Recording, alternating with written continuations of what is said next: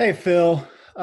Just wondering how much new parts of your offense that you hope to install during spring ball. And if you did want to install some new pieces, how do you handle that now, and kind of what's the game plan with that moving toward the season? Greg, I would say this probably works offensively in our favor this year more than maybe some other places because, like even in our offensive staff meeting this morning, our coaches are a little bit relieved because we have the offense in. And, I've been saying to media all winter, we've got 35 coaches coming back on top of the 4 coaches that I have that are full-time because we've got 35 veteran players coming back that know the offense. So when our young guys, the 25 new young guys that come in, turn around in back of the line of a drill or something that we're doing, I've got a whole slew of receivers or linemen or running backs there that can teach them because they already know it. And so it's a benefit for us. I mean, we would much rather have spring ball and get the reps and get the physicality and do all of those things, but we're not reinventing the offense. We're not installing all kinds of new stuff. So we're probably ahead of the game mentally, and I think we'll probably get into the groove a little bit sooner in camp in August than some others would because the offense hasn't changed. So as long as Sam Howell is here, the offense will be what he knows right now. We're just going to keep working on getting better at it for every position in the offense. Anything to follow up with, Greg? Yeah, Phil, along those lines, is this kind of one of the silver linings with your setup in terms of only having, 28 or whatever it is concepts, so it's not overloading the players anyway? We're trying to get to a point where they're playing instinctively, and in order to do that, they've got to be able to do this with their eyes closed or without having to think, and we want them to be able to snap the football and go play really, really fast. And you can only do that when things come instinctively to you. And so it is. It's designed that way. It's definitely the silver lining with the issue that's going on right now. And we'll still have to recover mentally and recover physically, just like everybody else in the nation when we get back. But I think the mental curve is going to be much shorter, just because that's always been an advantage in this offense. Did that answer your question? All right, we'll go to Ross here. Stop doing stuff, Ross. Let me do it. There we go. All right. Hey, Coach. I was just wondering kind of what your day-to-day is now on an average work day in terms of meetings and time you spend with staff and players, et cetera. Can you kind of walk us through your day-to-day? Truthfully, my wife coached women's Division I basketball for 15 years, so she's used to the grind that I have at work. So to take my day and bring it home at times is no shock to her because she already knows the schedule. So this has actually been, it's terrible to people who have passed from this virus, and we pray every day for the people who are sick. But the only thing that I can control right now is what my day is like every day, and so we're trying to make the best of things, and that's just always been my approach. That's Mac's approach. So we're very similar in that aspect. And when I say that, what I'm talking about is I basically sat down with Tanya, my wife, and said, how are we going to handle this incredibly different schedule with all the issues that are going on?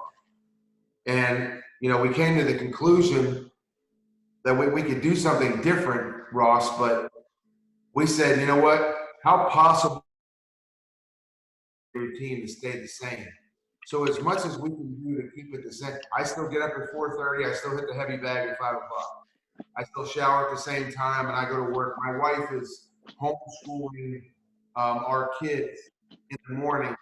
So up until 12 o'clock, I can never come home anyway without interrupting school. So I get 5 to 6 hours every morning, and all I do is watch film and game plan and prep for our opponents. I meet with players. So we have regimented meetings, legal meetings with our players as position coaches and coordinators. throughout the week, just like we would if we were in spring ball. Obviously, you're not watching previous film of spring practice.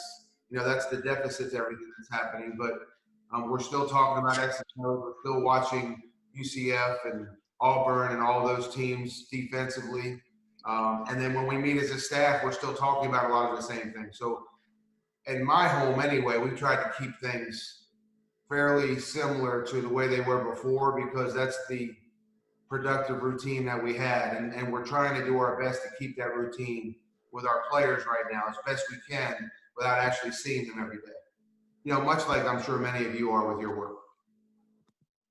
Anything to follow up with, Ross? Yeah, so I mean, are you meeting with the players every day and coaches every day, or I mean, do you have times for those? There's 2 days a week where we meet as an offensive staff. There's 2 days a week where we definitely meet as a full-time staff. In some cases, it's much more than that, just because we're going to address something that's just come up. You know, that's the one thing about this scenario right now. The NCAA rules change daily. The things that we're allowed to do and not allowed to do on campus or with our players changes often. And so every time there's a change, we just re-game plan the situation, and so we have to meet to do that. And I think the fact that we're proactive and we're on top of it, the minute that there's a change, you know, we get together, we're talking about it. And then I have individual meetings with the offensive coaches, and I have individual meetings with players in every position. And then we have positional meetings. We're allowed 4 hours a week right now. And 4 hours doesn't sound like a lot of time, but when you're not have film to evaluate, you can get a lot of other things done in 4 hours. All right. Andrew, you're up. Hey, Coach, I appreciate you taking the time to do this. Going back to Greg's question about installing the offense, we hear a lot about player-led practices in that 8-week stretch leading up to spring practice.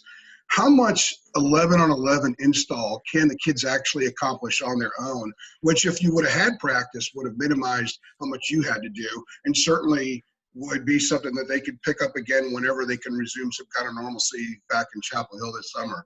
How much can they actually do themselves, which is a full install? You know, really most of it.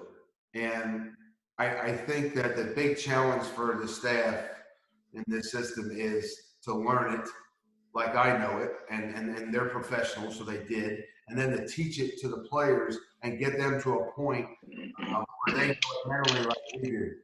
So one of the things that we do during the year, not to go off on a tangent here, but we do all of our meeting and all of our preparation in the morning. And so after the coaches work out and go to lunch, the afternoons are free of me every day. And the reason of that, I don't hold any offensive meetings in the afternoons because I want to allot and provide as much time for our coaches to meet with players one-on-one or two-on-one or three-on-one to go over the stuff mentally. And now we have most of the team on offense coming back, and they know their position. They know what they're doing. They're able to teach the young guys. So when we go into PLPs, player-led practices, that's another area that I firmly believe we have a big advantage over some other programs because we're not nearly as sophisticated, and the guys can actually run a full player-led practice without the coaches. Now, you might say, well, what's the importance of the coaches then? You know, we don't have to coach effort, and we want to get to a point where we don't have to coach the knowledge part of the X's and O's, but we're constantly improving tempo, we're constantly improving technique, we're constantly addressing the physicality, you know what I mean? We're constantly coaching the finer things of a particular play that kids aren't going to learn unless we share it with them. And so anytime that you lose reps, Andrew, anytime you lose reps, you digress. You know, it's just like all of us. If we didn't ride a bike for 20 years, they say you never forget, but it's a lot harder to go back and do it like you did 20 years ago if you take a huge break. And so this is a break we're not used to. I adjusted 15-day spring ball planning for what was being talked about was going to be a 10-day mini camp in June. So I kind of scaled it down and plugged it into a 10-day mini camp. Now it doesn't look like anything's going to happen in June. And so we're kind of refocusing our spring ball script into August. It's going to be like the old days where you didn't see players in the summertime and you hope they were working out and you hope they came to camp in shape. And so we're doing our best right now through Coach Hess to make sure our guys are training so we don't have the injuries that come with players coming to camp that aren't physically ready for it. And then mentally, we're doing all of our stuff in meetings right now. And so you'd like to plug in the physical part of Hess and the mental part of our staff and be able to just go to work in August. And that's our plan right now. Follow-up, is the biggest concern that you have just the lack of actual reps with the defense there and some of the physicality you're able to get in during an actual spring practice? You lose timing, and as beautiful as any play might work on air, it never looks anywhere near as good when 11 people are hitting you and trying to stop you from executing. So when you don't have reps against the defense and you don't have reps at full speed, no matter how much we want to try to replicate that in practice, or the kids are going to try to replicate that in PLPs, you can't mirror that until you get back into that exact situation. So the one good thing is the issue that I think we're losing right now with not having spring ball, everybody is losing. So we all have the same deficit right now, and we're trying to make sure that we gain ground in the other aspects of preparing for the season. Brian, where are you? There you are, Brian. Brian Keys, go ahead. Yeah, continuing on with sort of what Greg asked, but were there any young guys coming in that you really wanted to get a chance to look at that you thought maybe might get some in the season that I'm able to see as much now? Well, I think you're asking the question that is my number one concern. My number one concern is the younger players that are coming in. Here last year, where it's going to play a more important role, or the freshmen that came in mid-year who are now missing spring ball, and that's the greatest value of spring ball are the new guys. And then we have 12, that's 13 guys that came mid-year, and then we have 12 that would have started in summer one in May or June. So it's the 25 newcomers and the 3 or 4 guys that didn't play much last year that may have a bigger role this year. Those are the ones I think that are being cheated by this whole process. And those are the ones that I think I spend the most time communicating with, and as a staff, we spend the most time talking about in an effort to have the best strategy to address preparing them for August. There's a couple players every year that come in, they have a great spring, and because of those reps, they prepare themselves to be able to play in the fall. Sam Howell is a perfect example. I can't imagine where he would have been in the South Carolina game had he never had spring ball last year. Spring ball was a huge part of his development. So that's my number one concern, is to stay on top of the guys, particularly the ones that we earmark. Like we all know Josh Downs athletically is probably good enough to play for us right now. Now he still has to put pads on and prove that, and spring ball would have given him that opportunity. And if we were all wrong, we would have seen that in spring ball. Hey, you know what? He needs another year to develop. But if what we felt about him in particular was true, we would have seen that in spring ball. Now that's a question we're going to have to answer in August. So the development of our young guys that we felt were going to be impactful to this year's success, those are the guys that I'm most concerned with. I'm not worried, but I think we have to do the best job developing them in the fall, and that's going to be a big part of our priority with regards to our planning on offense, is developing those guys in August so that they're ready to play on opening day against Central Florida. You good, Brian? And then are there just any other specific names outside of Josh? I think we expect Austin Richards to have an impact up front. We've got a number of guys that we're going to roll through. Brian Anderson did a good job at center. He's being pushed by Tyler Murray. We're kind of excited about Jonathan Adorno taking snaps there. So, that's a position that we would love to have created a 3-man or 4-man competition for. We wanted to see Josh's development. Emery Simmons is a returning player who has very, very slowly but surely gotten better every day. And so we're curious to see where he would plug in this spring. there's a number of guys. We lost Antonio Williams, so who's going to step up and be the third back that we like to play in every game? We've got one returning tight end in Garrett Walston, so we obviously want to play at least two. And we've got a bunch of young guys coming in Kamari and Kendall and Copenhaver. So, those are some questions that could have been answered in the spring. And it's not a dire situation, but those are all questions and competitions and developments that are going to happen in August camp now.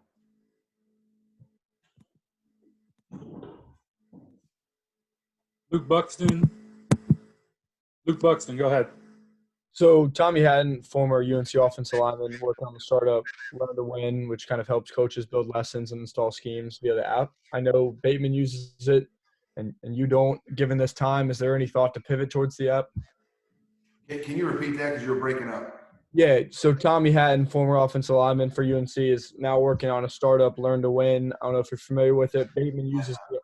So it's basically a technology that allows coaches to build lessons and install schemes via like online technology. Bateman uses it on the defense end. I know you haven't. Is there any thought to maybe go virtual and build out that app and talk to Bateman, or have you just not even heard of it? I haven't. It doesn't sound like, and now that you brought it to my attention, I'll probably do a little research on it. But we want our players to be coached by our guys. You know what I mean? And without really understanding exactly what it is, it's hard for me to comment on. I think if there was a legal avenue to get something that we're doing worked on, and we felt it was helpful, we'd certainly look into it. I think I would probably stop short of sharing the things that we do schematically and all that with an outside, if that's what we're talking about. Our guys were hired to coach our players, and we want them hearing what we're doing from them. But again, it's hard for me really to comment above and beyond that because I don't know a lot about it. If anything, if you wouldn't mind sharing it with me afterwards, I'd like to get some info, and then I can do some research. I got you. Yeah, Coach, I'll send you the article. Yeah, I appreciate it. I don't mean to be so vague. It's just hard to really have an opinion on something I don't know anything about. No, I understand. I thought you may have heard of it, but I totally understand given the circumstance. Luke DeCock. Hey Phil, I'm just curious. What's Sam's homework assignment like right now? What do you kind of have him doing, and what's on his agenda? We're putting Sam and Jace to work now. Jace Reuter mentally is where Sam is in terms of understanding the offense. I think where Jace would fall behind Sam is the experience of actually executing it for 13 games the way Sam did. But from a meeting standpoint, I meet with the two of them together. And part of Sam's homework assignment is the big advantage to what we do on offense is that it really there are answers built in what we run. And so one of the things that is part of our overall 4 year development plan for quarterbacks in particular, because you asked about Sam, is preparing them if they're good enough for the next level. And so going into a sophomore year of a player that played or that started like Sam did, we're now looking at all of the NFL defenses, one team at a time. We're calling our offense against those defenses, and Sam we're verbalizing like we always do during the season. We're going through games and talking about, hey, what will we run here and how will we execute it against, say, the Eagles goal line defense from game 4. And it's great mental work. And what's happening is we're covering a lot of scenarios in the game of football that don't always come up. They're more obscure, but it's giving us an opportunity to hit them all. And I have them in a checklist, and we could sit and go through them in checklist order to address them all, and we do that. But it's a lot more realistic when we watch a game in game speed. And I call a play or signal it to him on Zoom, and he can look at it and say, hey, coach, I go here, here, and here. Here's why. And, I protect myself this way. So that's what we're doing right now. We're kind of the development process with Sam and in our system. Anything to follow up with, Luke? No, I'm good. Thank you. Thanks, Phil. Thanks, Jim. Greg, where are you at? Gregory Hall, go ahead. Phil, I was just kind of curious how you expected the kind of competition among the wide receivers this spring and heading into the season. Just obviously Jami, Dak, Daz, Bo, but then you mentioned guys like Josh Downs. Just kind of curious your expectations of the competition among those guys. Well, we always want depth at every position. So it's hard to say we want it in more at one position than any other. But the benefit when you just look at the receiver room and you realize you're starting to develop the depth that you want to have at that position, it allows for us. I would much rather have 6, 7, 8 receivers that can play for us right now. I mean, we all would, but there are a number of offenses out there that would not take advantage of that. There are some out there right now that aren't taking advantage of having 3 really, really good receivers. So we are 3 and 4 wide all the time, and we would rather have Diami get 55, 60 reps in a game and score his 2 touchdowns and collect his 150 yards than we would have him play 80 or 90 reps and produce the same way. Playing more doesn't necessarily mean the production goes up. Playing more beyond a fatigue level means sometimes you're playing more rep-wise, but the production is the same because you're playing, at a more fatigue rate. So Diami Brown, 60 plays at 100% is a lot better than Diami Brown, 90 plays at 80%. And so when does the depth really help you? When you can roll somebody out there that can go play, make plays, and do some things, and how to stay fresh so that when he comes back out on the field, he's just as effective. And really, you're not losing much when he goes off. It's hard to replace him athletically. But when I say you're not losing much, we still have a receiver out there who can execute at a high level. And I think last year we had 4.5 guys at receiver that I felt like could start or play for any time. And this year we're going to have 6 or 7 at the least. And that gives us great depth at every position. It means we can stay fresh all game in our tempo.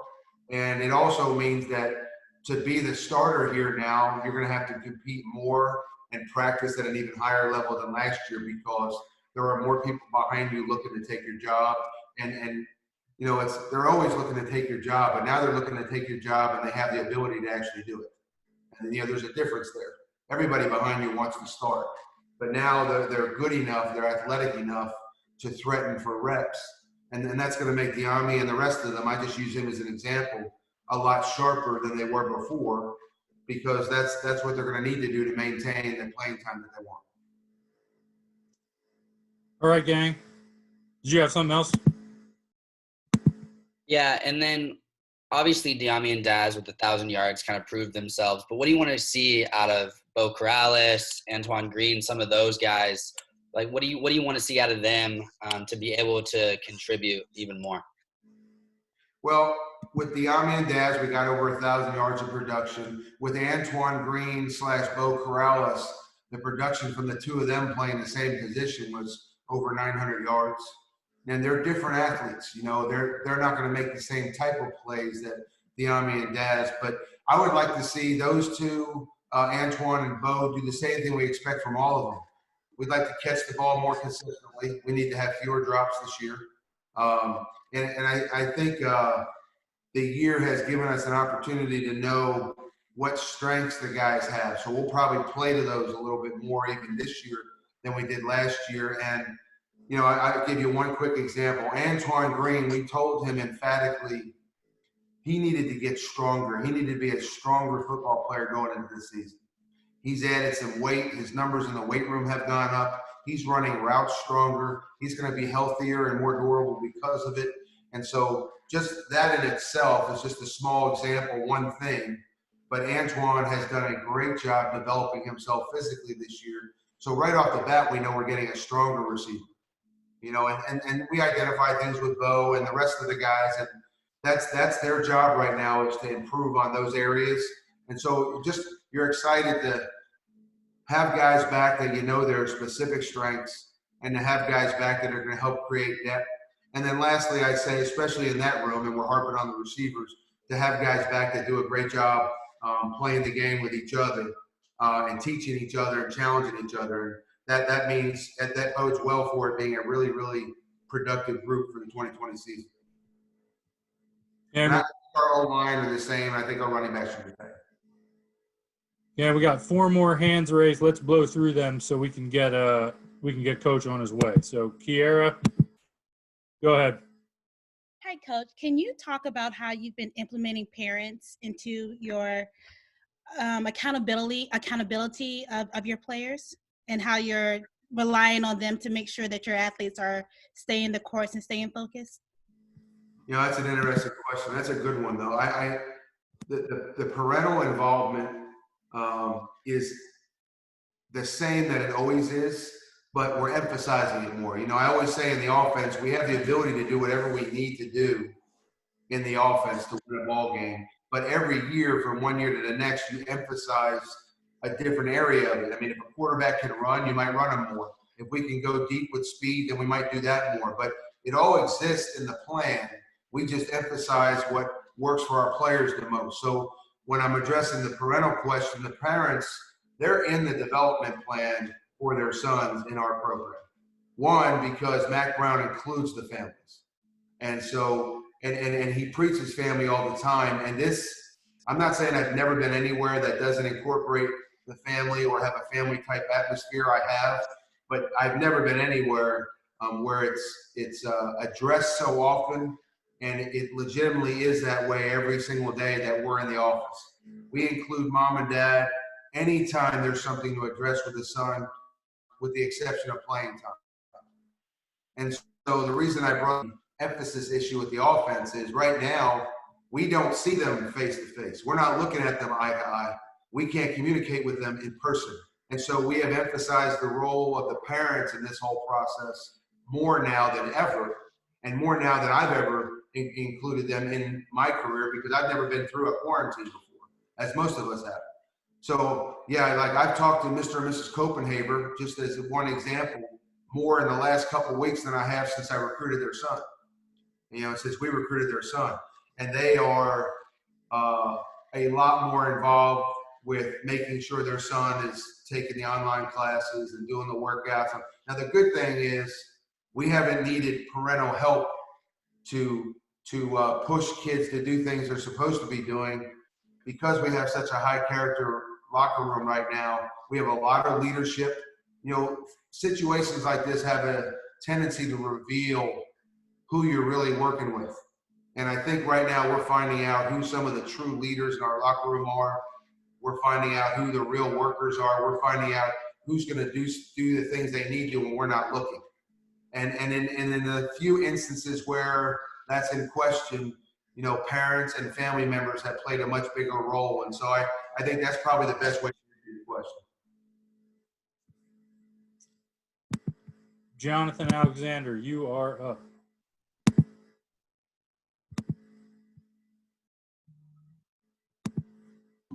Hey, Phil. I know there are a lot of high expectations for Sam, you know, given the year that he had during his freshman year. What would be the ideal step for him to take in year 2, you think?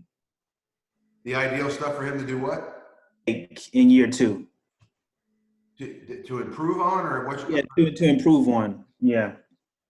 You know, there's some areas where he really did a great job. There's others where he did a good job. And then there's some things that individual plays that I would be disappointed in, that he also is disappointed in. And so what we've done is we've made a negative cut-up tape, and we've gone through it. We're getting ready to do that again next week. We go through all the things that he didn't do well, all the things that kept him from being closer to perfect. You're never going to be perfect, but that's what you're striving for all the time. And so we are harping hard on, you know, he throws 4 verticals really well. We're not working on a lot of that right now. Okay, we're going to do enough to maintain the level that he's at that play, but there are other things that he can do right now, other plays that we can progress to faster, different things he can identify better. You know, one small example is we had a couple free routes this year that maybe 7 of them to be exact that he didn't throw.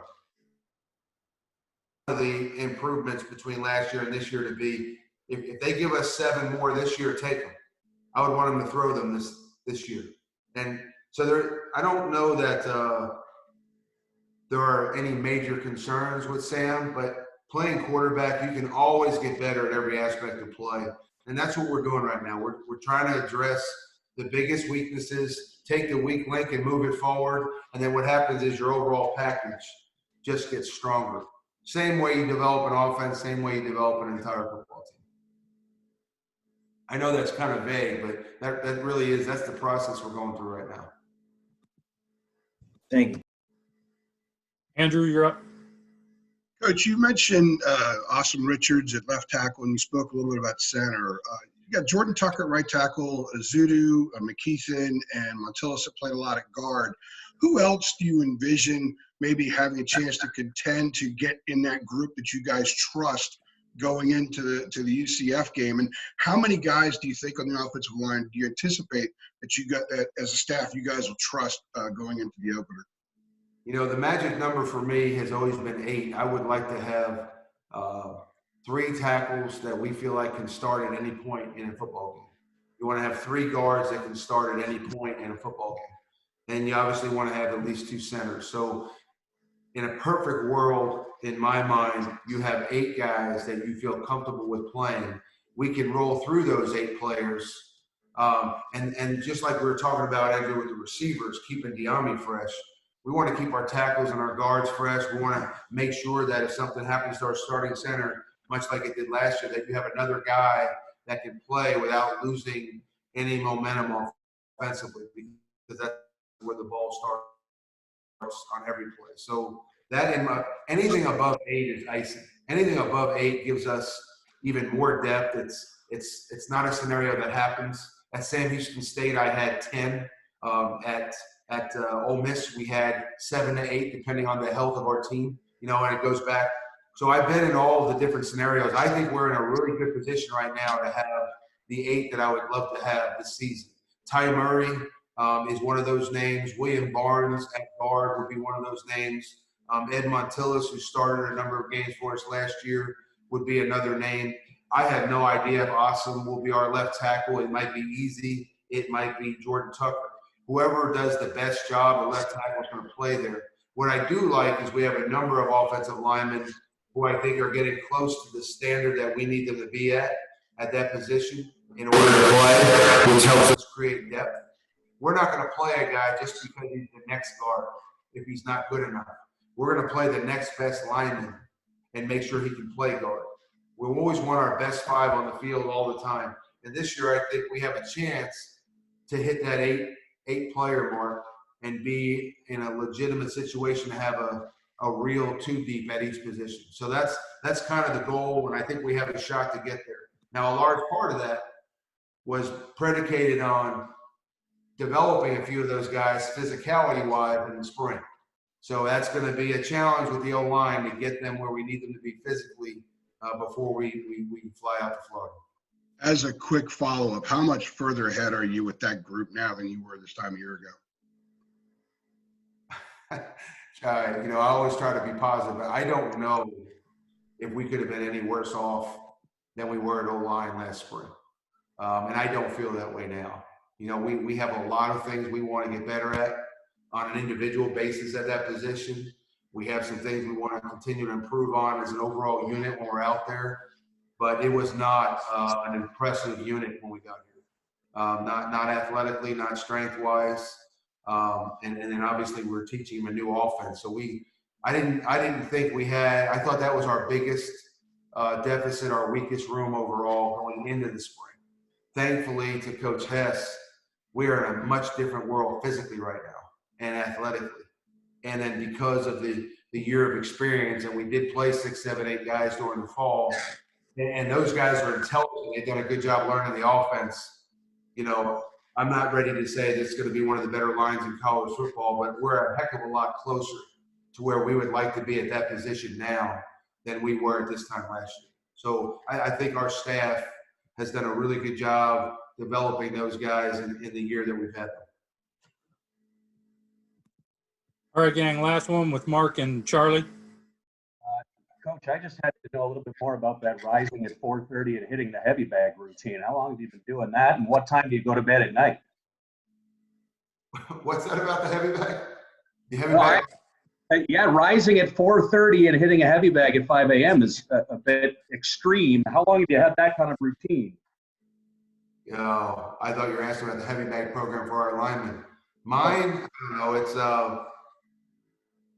I like getting up early. I get a lot of work done. If I don't work out in the morning, I'm not going to get anything done during the day because I have a hard time breaking the day and a half and going to work out at lunchtime. So I just get it done in the morning. It wakes me up, and then it's just the way I started. I made a decision just to keep that routine going because if I started getting up at 8, like my 9-year-old, it'd be real hard to get back into the groove. So I've just kind of stayed in my routine.